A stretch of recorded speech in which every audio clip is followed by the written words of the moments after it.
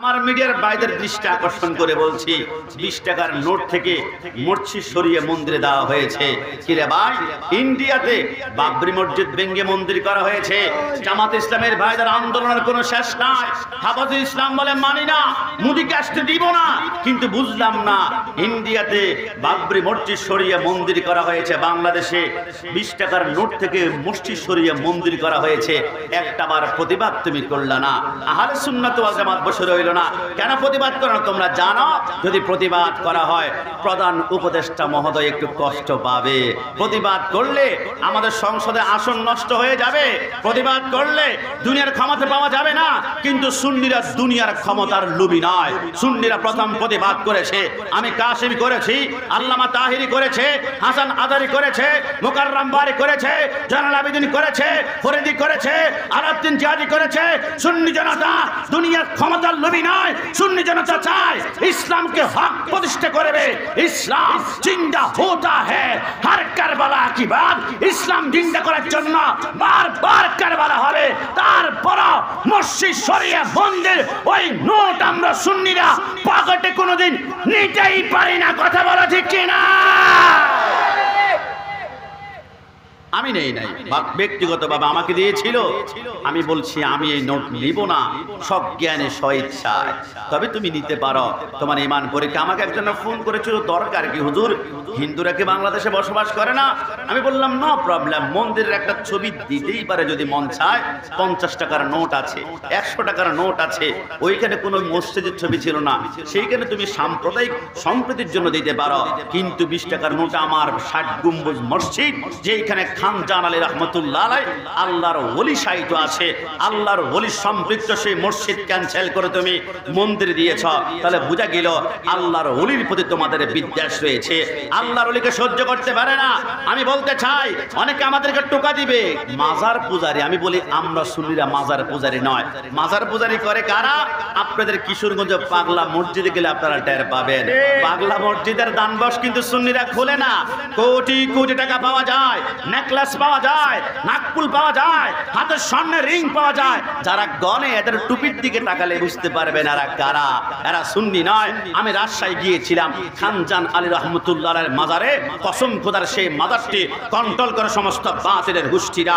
আমি গিয়েছিলাম ওই না বাগেরহাট খান জান আলী রহমতুল্লাহ আলাইহি আর রাজশাহীতে শাহ মাকতুম রূপসী বাংলার মাজারে। কসম খোদার কন্ট্রোল করে সেইগুলা বাতিলরা।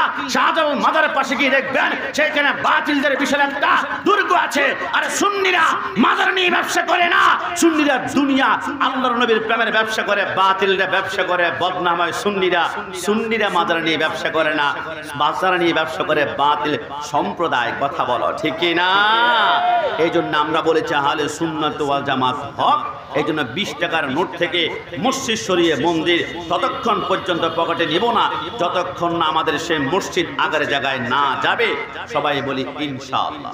ইনশাআল্লাহ জবান খুলে ইনশাআল্লাহ। বক্তব্যের বারংবে আমি একটু প্রতিবাদ করেছি, কি আমার উপর রাগ করেছেন? প্রতিবাদ করার কারণ আছে তো। তুমি মেসওয়া করা ফজিলত তো জানো, খাবারের শেষে মিষ্টি মুখের হাদিসটাও মানো। শুধু হক কথাটা উচ্চ সুরে বলতে পারো না, অন্যায় দেখে বারুদ হয়ে চলতে পারো না। কথা বলা ঠিক না? কেমন মুসলমান তুমি একটু বলো না, কেমন তোমার ঈমান একটু বলো না। তুমি মেসওয়া করা ফজিলত তো জানো। ইসলামের বিরুদ্ধে, নবীর বিরুদ্ধে, কোরআনের বিরুদ্ধে কথা বললে মাকে ছাড় দেওয়া হবে না, বাবাকে ছাড় দেওয়া হবে না। কারণ সুন্নিরা দুনিয়া লোভী নয়, নবী প্রেমের লোভী। আল্লাহ আমাদেরকে বানিয়েছেন সুন্নি। তাকদীর কি বাত है, সুন্নি কিসমত কি বাত है, সুন্নি নসিব কি বাত है। লা ইলাহা লা বড় লা ইলাহা জপ লা ইলাহা লা বড় লা ইলাহা আল্লাহ রাব্বুল আলামিন আপনাকে আমাকে সুন্নিয়তের মধ্যে কবুল করেছেন। সবাই জবান খুলে বলি আলহামদুলিল্লাহ। এজন্য আমরা বলি, আমার স্ত্রী যদি আমার নবীর বিরুদ্ধে জিহ্বা নাড়ায়, সেকেন্ডের ভিতরে 1 তালাক, 2 তালাক, 3 তালাক, কিন্তু রাস্তার কোনো মুসি যদি নবীকে ইয়া নবী সালামু আলাইকা বলে সালাম দেয়, সেকেন্ডের ভিতরে বুকে টান দিব। রাস্তার কুলি আর আমাদের আশেপাশে মেথর যদি নবীকে ইয়া রাসূলুল্লাহ বলে ডাক দেয়, কসম খোদার বুকে নিব। কারণ ইয়া রাসূলুল্লাহর ডাক অনেকে বিদআতি বলবে, অনেকে ফালতু স্লোগান বলবে, কিন্তু এই ডাক কোত্থেকে শিখেছি আমরা? সিদ্দিক আকবর বলে আমি আমার কন্যা হযরতে আয়েশা রাদিয়াল্লাহু তাআলা আনহাকে বিবাহ দিয়েছিলাম। ইচ্ছে করলে রাসূল যেহেতু আমার কন্যা বিবাহ করেছে, আমি বলতে পারতাম মুহাম্মদ জামাই মহোদয় কেমন আছো, কিন্তু রাসূলকে জামাই ডাকে না, ডাকি ইয়া রাসূলুল্লাহ, ইয়া হাবিবাল্লাহ। ফারুক আজমের কন্যা হযরতে হাফসাকে রাসূলুল্লাহর কাছে বিবাহ দিয়েছিল। ফারুক আজম ইচ্ছে করলে ডাকতে পারত, হে জামাই মহোদয় কেমন আছো, জামাই ডাকে না, ইয়া রাসূলুল্লাহ, ইয়া হাবিবাল্লাহ। হযরত উসমান রাসূলুল্লাহর 2 জন কন্যাকে বিবাহ করেছিল, ইচ্ছে করলে বলতে পারত শ্বশুর মহোদয় কেমন আছেন, শ্বশুর ডাকে না, ইয়া রাসূলুল্লাহ। হযরতে মা ফাতেমাকে মাওলা আলী বিবাহ করেছিল, শ্বশুর আব্বা ডাকতে পারত, ডাকে না, শ্বশুর আব্বা ডাকে ইয়া রাসূলুল্লাহ। আমরা আহলে সুন্নাত ওয়াল জামাত মা আনা আলাইহি ওয়া আসহাবি রাসূলকে অনুসরণ করি, সাহাবায়ে কেরামকে অনুসরণ করি। সাহাবায়ে কেরাম রাসূলকে ইয়া রাসূলুল্লাহ বলেছে, আমরা সুন্নিরা মৃত্যুর আগ পর্যন্ত ইয়া রাসূলুল্লাহ বলবো, যতক্ষণ একজন হুসাইনি নিকলিতে বেঁচে থাকবে ইয়া রাসূলুল্লাহ স্লোগান কোন বাপের বেটা দমাতে পারবে না।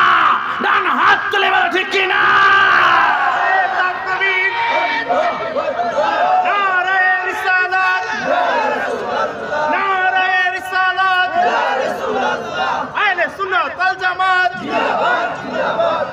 নবী ইলমে গায়েব কি খবর দেনে ওয়ালা, এই কথার মধ্যে কোনো সন্দেহ নাই। একটু জবান খুলে সন্দেহ নাই, কারণ নবী এমন একজন নবী, দু জাহানের বাদশা, নূরে মুজাসসাম। আমাদের পোস্টারে লেখা আছে নারে তাকবীর আল্লাহু আকবার, এরপর নারে রিসালাত ইয়া রাসূলুল্লাহ।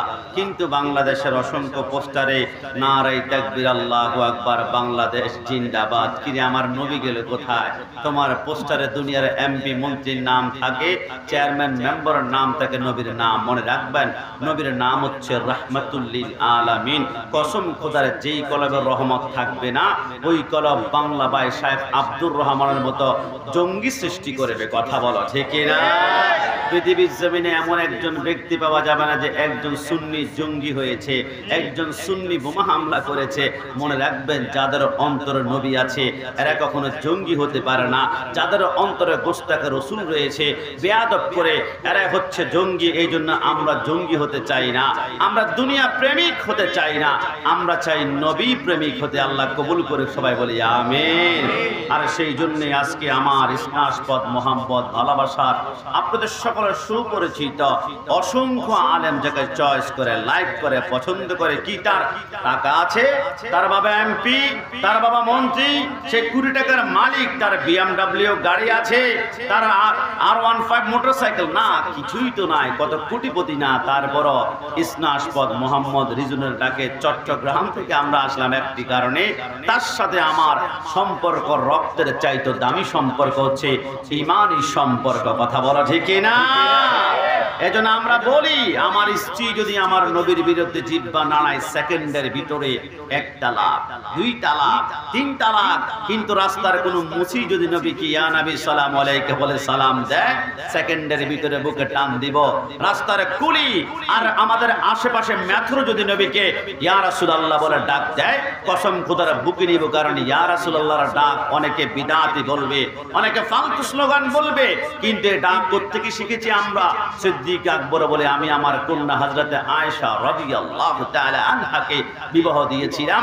ইচ্ছে করলে রাসূল যেহেতু আমার কন্যা বিবাহ করেছে, আমি বলতে পারতাম মুহাম্মদ জামাই মহোদয় কেমন আছো, কিন্তু রাসূলকে জামাই ডাকে না, ডাকি ইয়া রাসূলুল্লাহ, ইয়া হাবিবাল্লাহ। ফারুক আজমের কন্যা হযরতে হাফসাকে রাসূলুল্লাহর কাছে বিবাহ দিয়েছিল। ফারুক আজম ইচ্ছে করলে ডাকতে পারত, হে জামাই মহোদয় কেমন আছো, জামাই ডাকে না, ইয়া রাসূলুল্লাহ, ইয়া হাবিবাল্লাহ। হযরত উসমান রাসূলুল্লাহর 2 জন কন্যা কন্যাকে বিবাহ করেছিল, ইচ্ছে করলে বলতে পারতো শ্বশুর মহোদয় কেমন আছেন, শ্বশুর ডাকে না ইয়া রাসূলুল্লাহ। হযরত মা ফাতেমাকে মাওলা আলী বিবাহ করেছিল, শ্বশুর আব্বা ডাকতে পারতো, ডাকে না, শ্বশুর আব্বা ডাকে ইয়া রাসূলুল্লাহ। আমরা আহলে সুন্নাত ওয়াল জামাত মা আনা আলাইহি ওয়া আসহাবি রাসূলকে অনুসরণ করি, সাহাবায়ে কেরামকে অনুসরণ করি। সাহাবায়ে কেরাম রাসূলকে ইয়া রাসূলুল্লাহ বলেছে, আমরা সুন্নিরা মৃত্যুর আগ পর্যন্ত ইয়া রাসূলুল্লাহ বলবো, যতক্ষণ একজন হুসাইনি নিকলিতে বেঁচে থাকবে ইয়া রাসূলুল্লাহ স্লোগান কোন বাপের বেটা দমাতে পারবে না। ডান হাত তুলে বলো ঠিক কি না?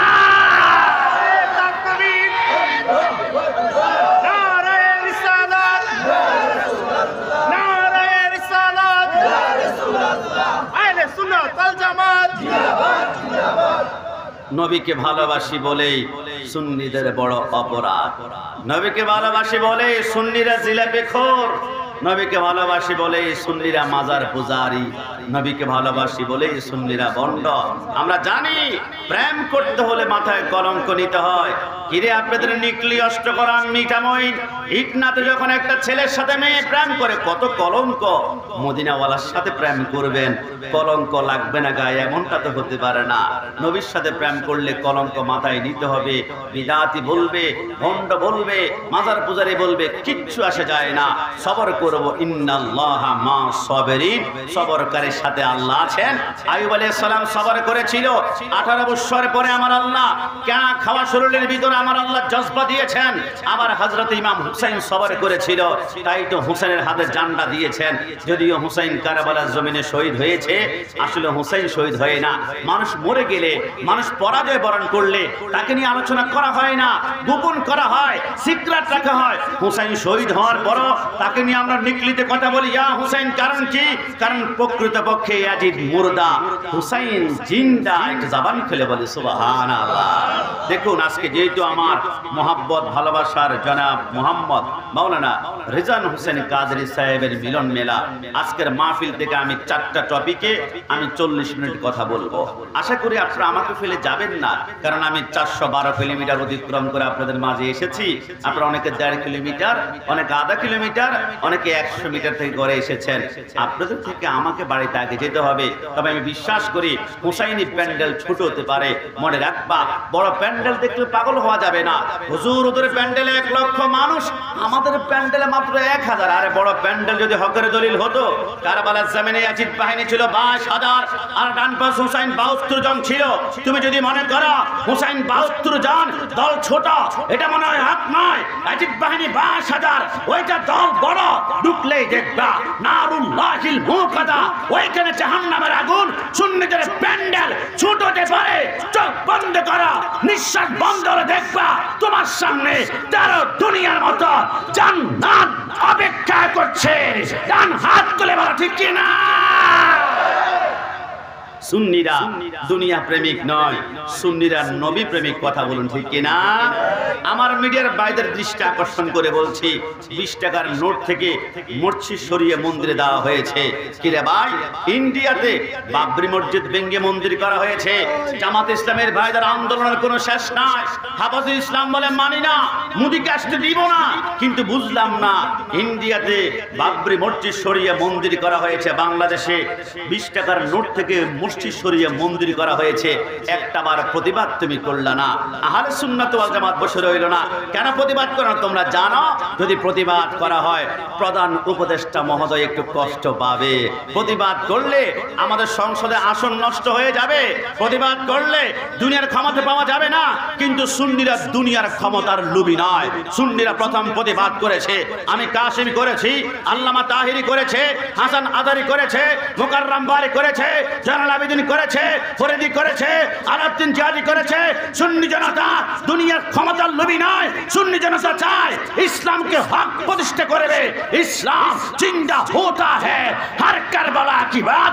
ইসলাম জিন্দা করার জন্য বারবার কারবালা হবে।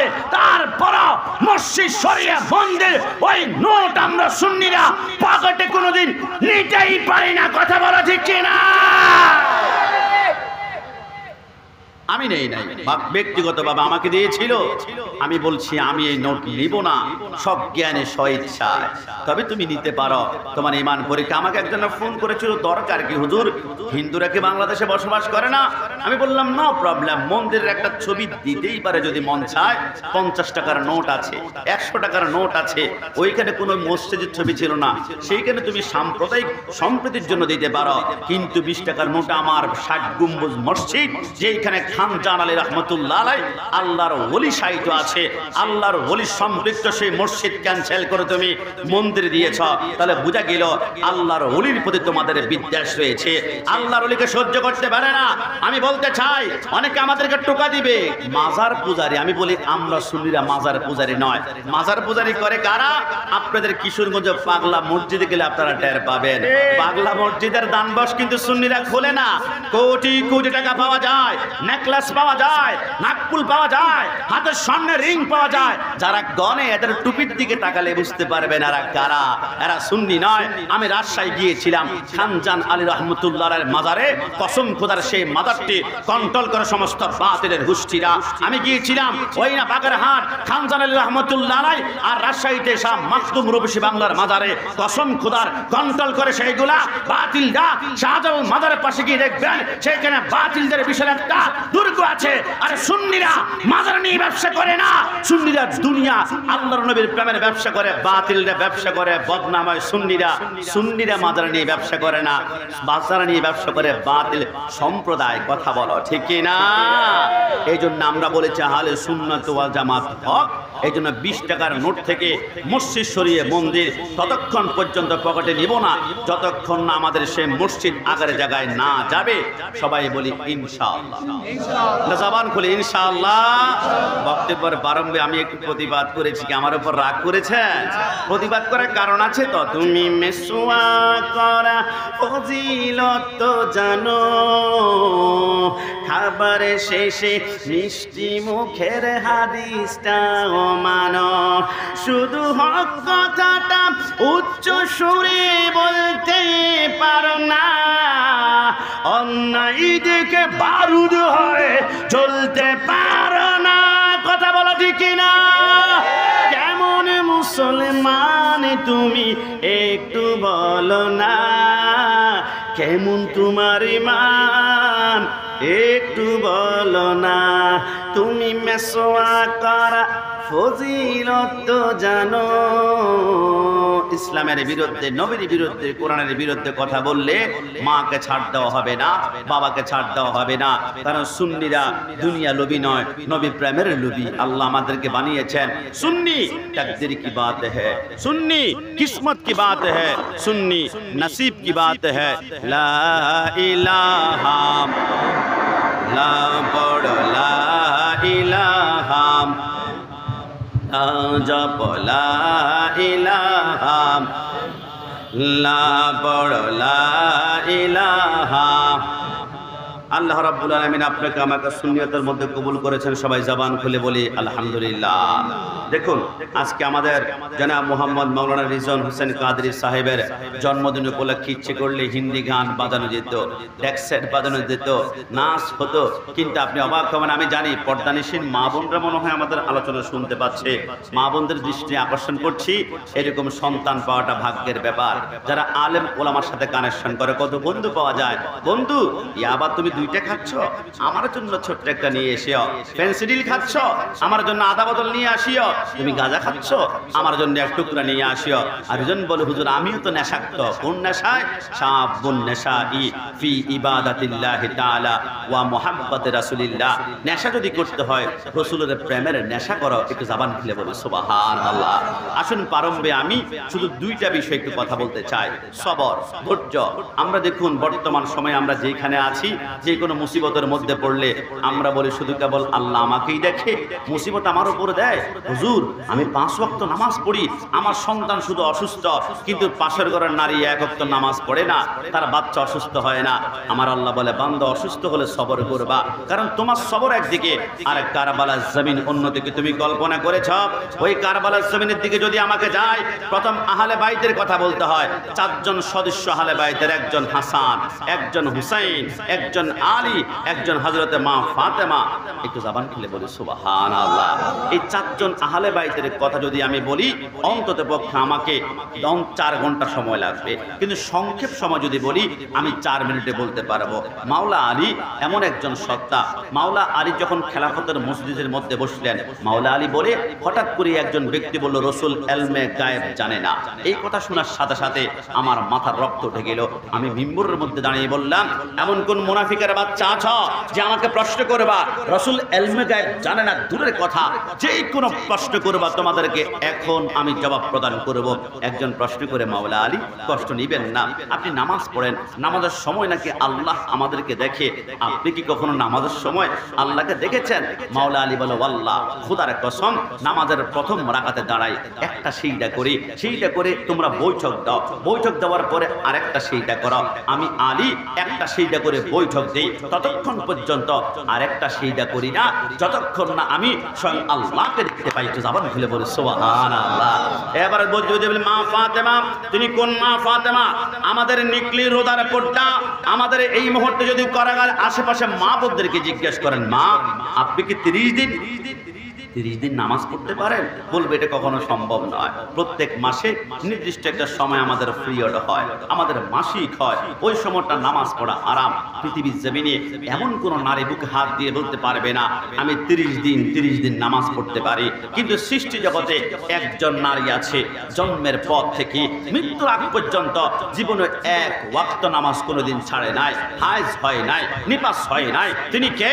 ইন্নামা ইউরিদুল্লাহু লিইউযহিবা আনকুমুর রিজসা আহলাল বাইতি ওয়া ইউতাহহিরাকুম তাতহীরা। তিনি হচ্ছেন মা ফাতেমা। জীবনে হায়েজ হয় নাই, নিপাস হয় নাই, কারণ হায়েজ মাসিকের রক্ত হচ্ছে নাপাক, নাপাক থেকে আল্লাহ আহলে বাইতকে পবিত্র রেখেছেন। আপনি বলবেন কাসেমি মানি না, বলে কেন?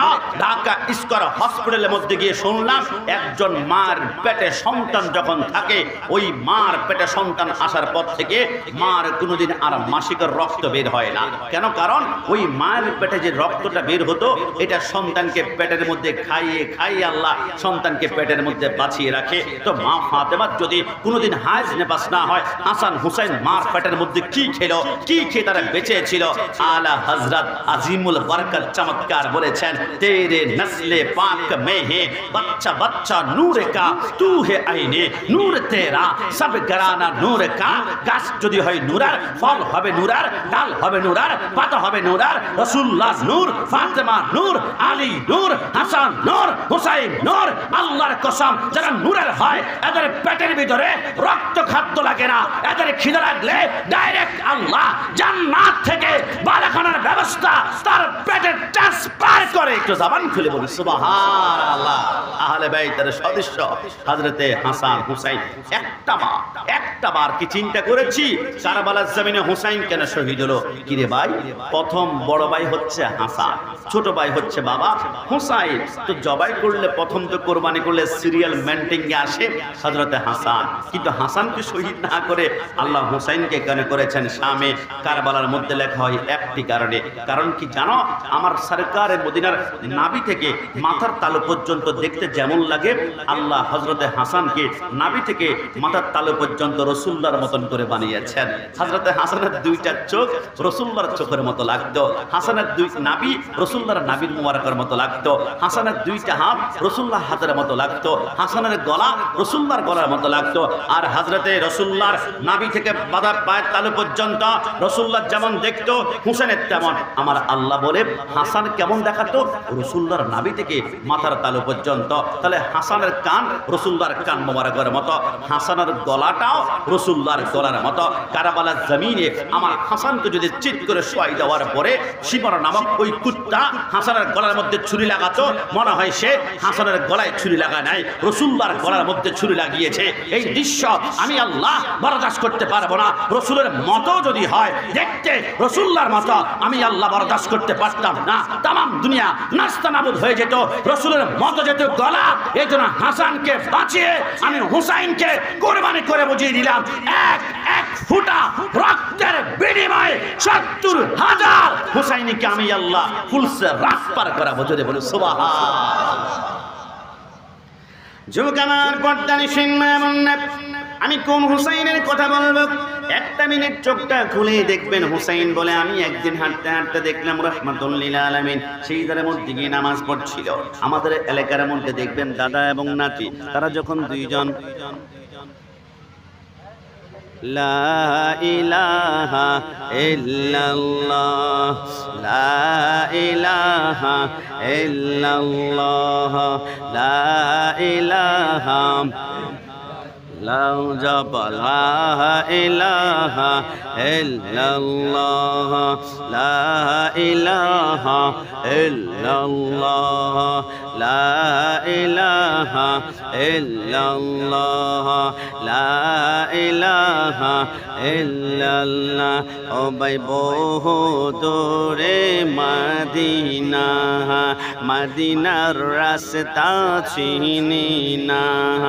দয়াল আল্লাহ দয়া কর, দয়াল আল্লাহ কর, যাব আমি মদিনা। লা ইলাহা লাউ পড় লা ইলাহা লাউ জপ লা ইলাহা লা জোরে লা ইলাহা। হ্যাঁ যুবক আমার, পর্দানিশীন মা বোনরা, ইমাম হুসাইন বলে রাহমাতুল লিল আলামিন যখন সিজদার মধ্যে চলে গেল, আমাদের নেকলি রোদার পর্দায় দেখবেন দাদা এবং নানা যদি সিজদার মধ্যে যায়, ছোট্ট ছোট্ট নাতিরা কাঁধের মধ্যে উঠে লাপালাপি করে। ইমাম হুসেনের বয়স তখন 3 বছর। ইমাম হোসেন রাসূলুল্লাহর কাঁধের উপর উঠে বসে রইল রাসূলুল্লাহ সিজদার মধ্যে। রাসূল 3 বার তাসবিহ পড়লেন, সুবহান রাব্বিয়াল আলা, সুবহান রাব্বিয়াল আলা, সুবহান রাব্বিয়াল আলা। রাসূল চিন্তা করলো 3 বার সিজদা আমি সুবহান রাব্বিয়াল আলা তাসবিহ পড়েছি, এখন মাথা উঠাই ফেলবো। চিন্তা করলেন আমি যদি মাথা উঠাই ফেলি, হুসাইন আমার কাছ থেকে দপ করে জমিনের মধ্যে পড়বে। হুসাইনের চামড়া পেটে যদি রক্ত বের হয়, আমি রাসূলুল্লাহর কলিজায় তীর মারলে যেমন কষ্ট লাগবে, এইরকম আমি সহ্য করতে পারবো না। একটা কাজ করি, আমি এই মুহূর্তে সিজদার মধ্যে তাসবিহ আর 2টা বাড়ি পড়ি না কেন, হুসাইন নামানা পর্যন্ত আমি 5 বার পড়লাম সুবহান রাব্বিয়াল আলা। হুসাইন এখনো কাঁধ থেকে নামে না। আমি 7 বার পড়লাম, হুসাইন নামে না। আমি 9 বার পড়লাম, হুসাইন নামে না। আমি 11 বার পড়ার পর হুসাইন যখন নামে না, আমি চিন্তা করলাম সেইটা দিয়েছি আল্লাহর জন্য, হুসাইনের জন্য সেইটাই পড়ে আছি। মানুষ মনে করবো হুসাইনের জন্য মনে সেইটাই পড়ে আছে, না আমার সেইটা কমপ্লিট হয়ে গিয়েছে। আমি মাথা উঠাই ফেলবো,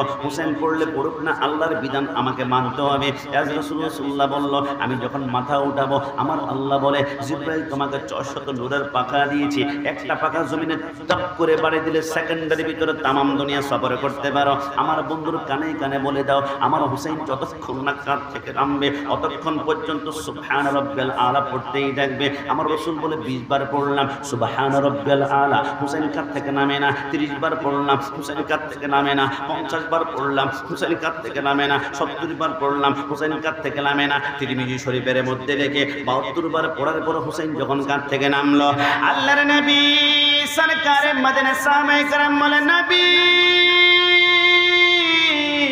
নবী একটু বলুন না তখন নামাজের ভিতরে কি চিন্তা করলেন? নবী আমারে বলে নামাজের ভিতরে হুসাইন হুসাইন হুসাইন চিন্তা করলাম। নবী নামাজের ভিতরে হুসাইন হুসাইন চিন্তা করেছেন, আপনার নামাজ হয়েছে কিনা? বলে কেন কেন?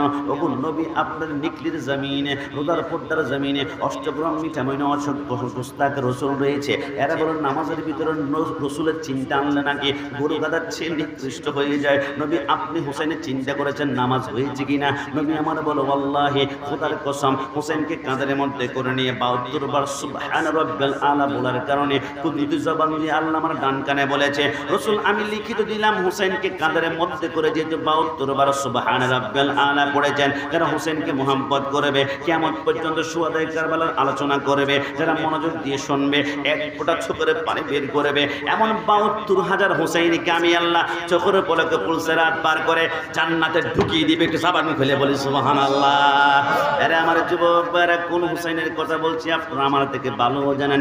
ঈদের দিন সকালবেলায় আমার রসুল সরকারের মদিনা বসা। হুসাইন বলে না না, আমার পঙ্খিঘাত গোড়া লাগবে। রসুল পাঞ্জাবিটা উপরের দিকে উঠাই বলল, আমার পেটের দিকে তাকিয়ে দেখো।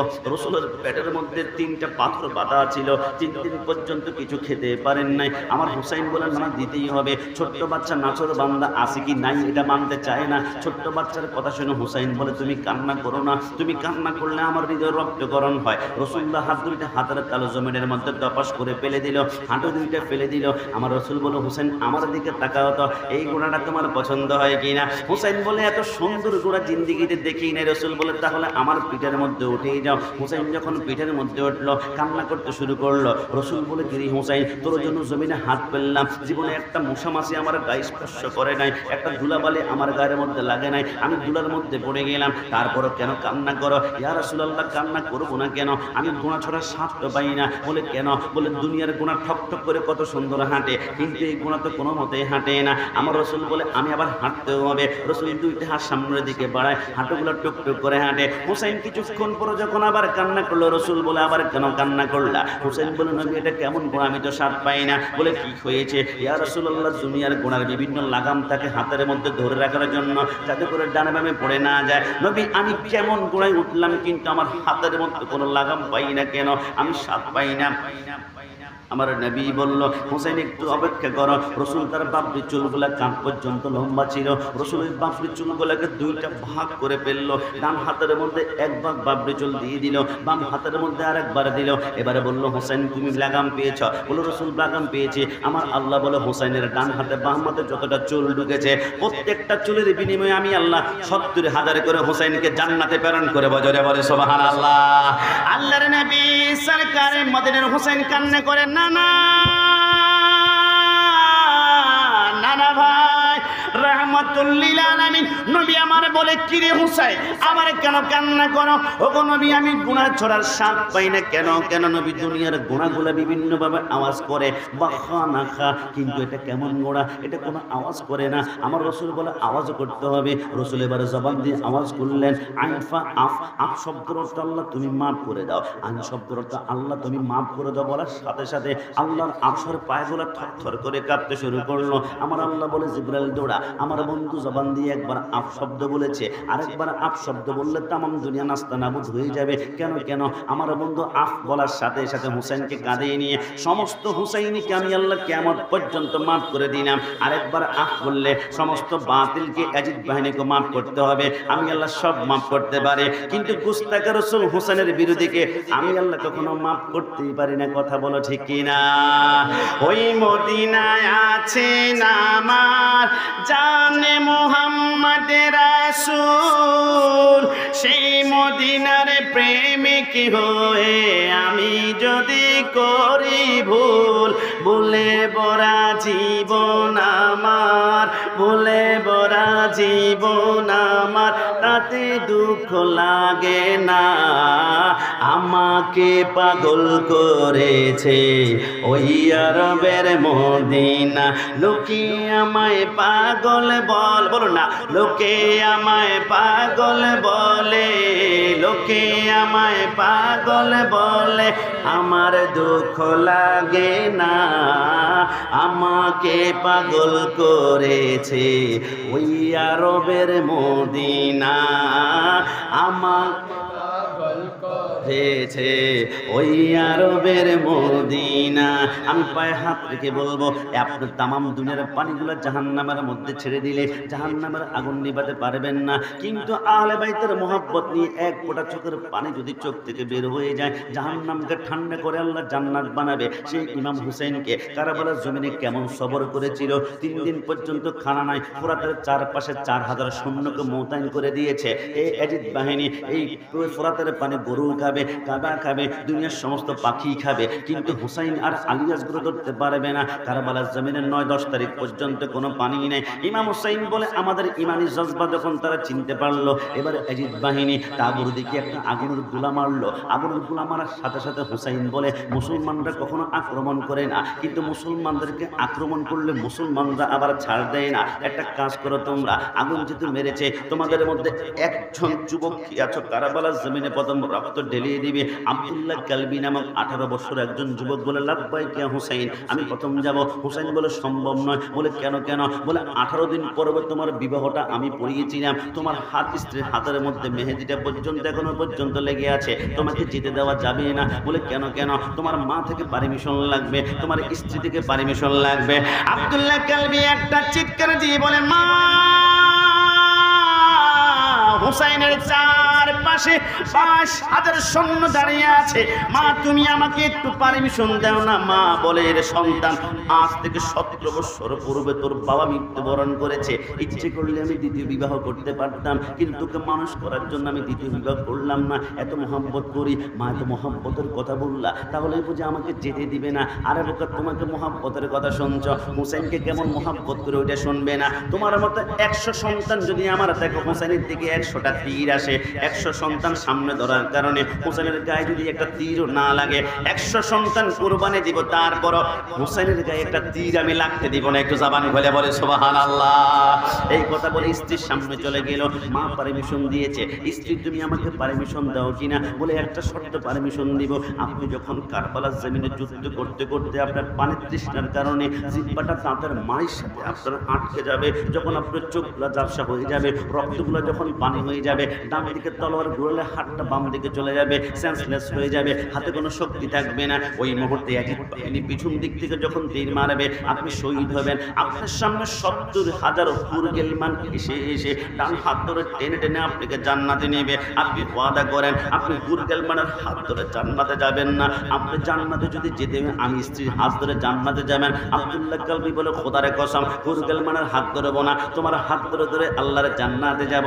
আব্দুল্লাহ কালবি বিদায় নিল, হুসাইনের সামনে গেল, হাতের মধ্যে মাওলা আলীর তলোয়ার দিল। হুসাইন বলে, তুমি কি জানো এই তলোয়ারের ভিতরে আসমানের সমস্ত বীজদের শক্তি আমার আল্লাহ ঢুকিয়ে দিয়েছে। মাথার মধ্যে হেলমেট পরিয়ে দিলাম, গায়ের মধ্যে পাঞ্জাবি, আর তোমার যুদ্ধের পোশাক পরে দিলাম, যাও তুমি এবার ফি আমানিল্লাহি ওয়া রাসূলিহি বলে কারবালার ময়দানে যখন গেল, কিছুক্ষণের ভিতরে 7 জন সৈন্যকে 2 টুকরা করে ফেললো। মূলার মতো কাটতে লাগলো, গাজরের মতো কাটতে লাগলো, শশার মতো কাটতে লাগলো, বেগুনের মতো কাটতে লাগলো। হঠাৎ করে তৃষ্ণার জ্বালা চোখ দুটো একটু একটু করে ঝাপসা হয়ে যায়। আব্দুল্লাহ কালবি বলে, আমি কিছুই দেখতে পাচ্ছিলাম না। 3 দিন পর্যন্ত পানির তৃষ্ণায় গলা শুকিয়ে কাঠের মতো হয়ে গিয়েছে। আব্দুল্লাহ কালবি আম্মা বলে একটা ডাক দিয়ে তাবর মধ্যে চলে গেল। মা কিচ্ছু চাই না, 1 ফোঁটা পানি তুমি আমাকে দাও, খোদার কসম করে বলে 50,000 সৈন্য একই কতল করে ফেলবো। মা বলে, আরে পানি নাই, আমার গলা শুকিয়ে গিয়েছে, সন্তান যদি এত পানি চাও, একটা কাজ করো, আমার সামনে আসে। বলে কি করবা? বলে এবার হা করো। আব্দুল্লাহ কালবি বলে, আমি যখন হা করলাম, আমার মাটা জিহ্বাটা আমার মুখের ভিতরে ঢুকিয়ে দিয়ে বলল, এই সন্তান পানি নেই, জিহ্বাটা আমার চুষু দেখো, আমার জিহ্বা থেকে একটু পানি পাও কিনা, রসকস তুমি পাও কিনা? আব্দুল্লাহ কালবি বলে, আমি যখন মার জিহ্বাটা চুষতে লাগলাম, কসম খোদার, আমার জিহ্বা যদি হয় কাঠের টুকরা, আমার মার জিহ্বাটা পাথরের চাইতে আরো শক্ত হয়ে আছে। আমি বললাম, মা কোনো পানি পাই না। মা মুচকি এসে বলল, তাহলে দুনিয়ার পানি আর তোর দেরে নাই, একটু পর রাহমাতুল্লিল আলামিন ডান হাতে তোমাকে হাউজে কাউসারে পানি পান করাবে। জোরে বলে সুবহানাল্লাহ। আল্লাহর হাবিবের নাতি হুসাইন বলেন, না না নবী